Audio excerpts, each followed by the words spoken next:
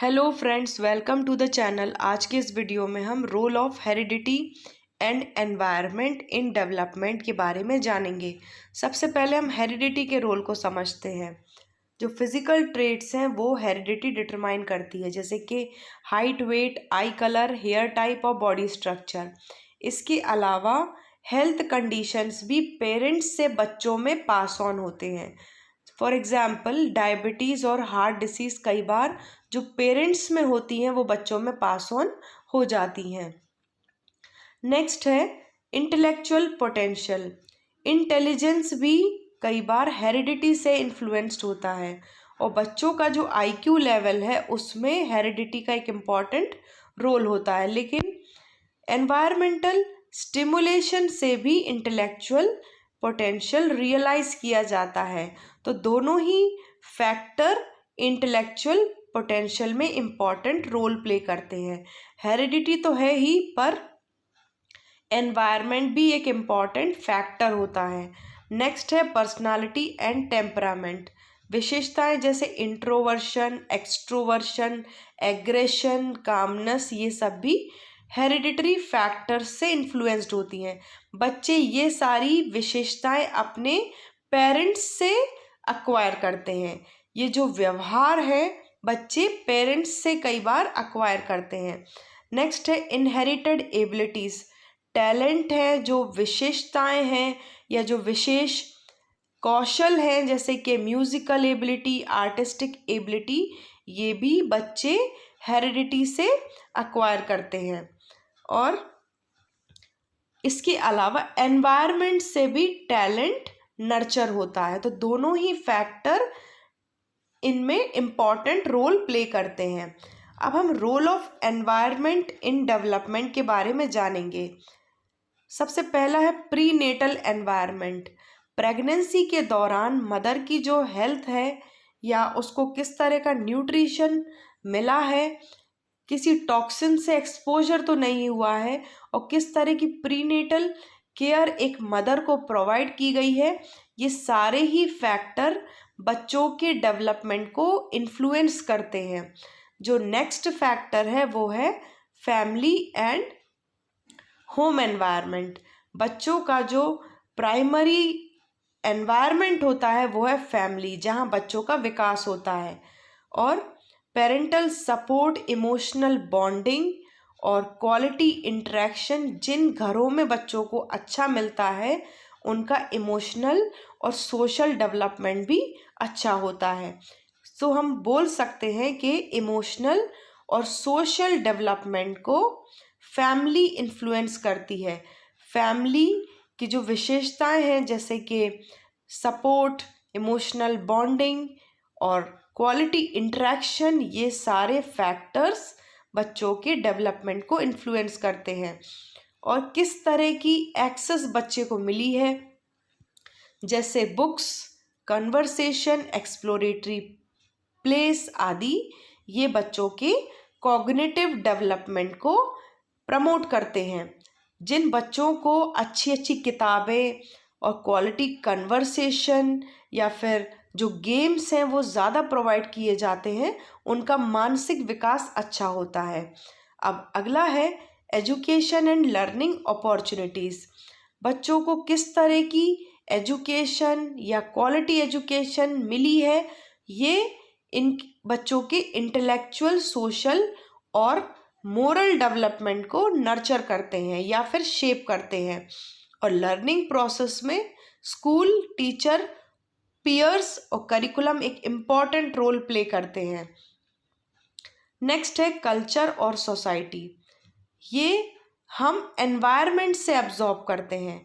हम एनवायरनमेंट से cultural values, tradition, language और नॉर्म्स सीखते हैं।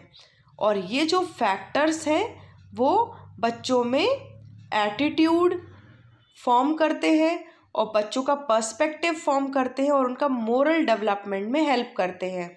और बच्चों की जो पर्सनालिटी है और बिहेवियर है उसको सोशल फैक्टर्स इन्फ्लुएंस करते हैं, जैसे कि बच्चों की फ्रेंडशिप कैसी है, किस तरह के मीडिया का एक्सपोजर बच्चों को मिला है, या कम्युनिटी एक्सपोजर बच्चों का कैसा है, ये बच्चों के व्यवहार को इम्पैक्ट करते हैं और उनकी पर्सनालिटी को इन्फ्लुएंस करते हैं। नेक्स्ट है सोशो इकोनॉमिक स्टेटस, इसको शॉर्ट में हम SES भी बोल सकते हैं।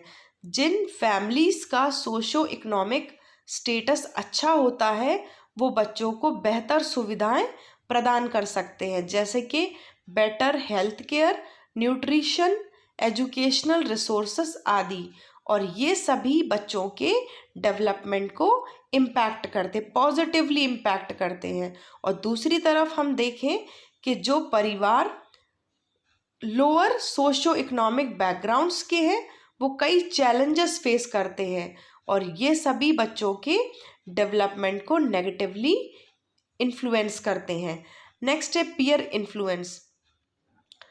एडोलेसेंट्स में विशेष रूप से बच्चों को इमोशनल सपोर्ट की ज़रूरत होती है, सोशल सपोर्ट की ज़रूरत होती है। तो हम बोल सकते हैं पीयर रिलेशनशिप भी बच्चों के सोशल और इमोशनल डेवलपमेंट को इन्फ्लुएंस करता है और विशेष रूप से किशोरावस्था में। और ये बच्चों में social esteem, social skills, moral reasoning को डेवलप करने में कंट्रीब्यूट करते हैं। अब हम देखते हैं कि किस तरह से हेरिडिटी और एनवायरनमेंट दोनों इंटरैक्ट करते हैं या इनकी इंटरैक्शन को हम समझते हैं। पहला पॉइंट है नेचर वर्सेस नर्चर डिबेट। इसके according heredity genetic blueprint provide करती है, जबकि जो एनवायरनमेंट है ये जेनेटिक पोटेंशियल्स को रियलाइज करने में इम्पॉर्टेंट रोल प्ले करता है। दोनों ही फैक्टर साथ में काम करके डेवलपमेंट को इन्फ्लुएंस करते हैं।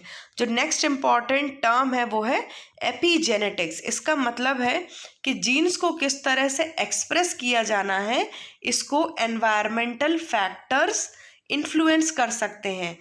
इसका एक एग्जाम्पल है कि किस तरह का स्ट्रेस का एक्सपोजर बच्चे को मिला है या किस तरह का न्यूट्रिशन बच्चों को मिला है, ये दोनों ही फैक्टर जीन्स एक्टिविटी को अफेक्ट कर सकते हैं without changing the DNA sequence.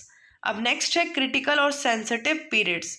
बच्चों के डेवलपमेंट में कुछ ऐसे पीरियड्स होते हैं जिसका एक स्ट्रॉन्ग इन्फ्लुएंस होता है एक किसी पर्टिकुलर डोमेन के डेवलपमेंट में। जैसे अर्ली चाइल्डहुड में बच्चों का लैंग्वेज डेवलपमेंट होता है या बच्चे लैंग्वेज सीखते हैं, और यदि किसी कारण से उनको उस पीरियड में एनवायरमेंटल स्टिमुलेशन प्रोवाइड नहीं की जाती है तो उनका लैंग्वेज डेवलपमेंट पुअर रह सकता है। यदि एनवायरमेंटल सपोर्ट बच्चों को उतना नहीं मिला है उस विशेष पीरियड में तो वह उनके डेवलपमेंट को इम्पैक्ट कर सकता है। तो ऐसे जो सेंसिटिव पीरियड्स होते हैं उनको नेग्लेक्ट करना ठीक नहीं है बच्चों के डेवलपमेंट के लिए। और भले ही बच्चे के अंदर जेनेटिक पोटेंशियल है लेकिन उस स्टेज को स्किप किया है या उस स्टेज में प्रॉपर अटेंशन पे नहीं किया है तो वह किसी पर्टिकुलर डोमेन ऑफ डेवलपमेंट को इन्फ्लुएंस कर सकता है। नेक्स्ट है एग्जाम्पल ऑफ इंटरेक्शन।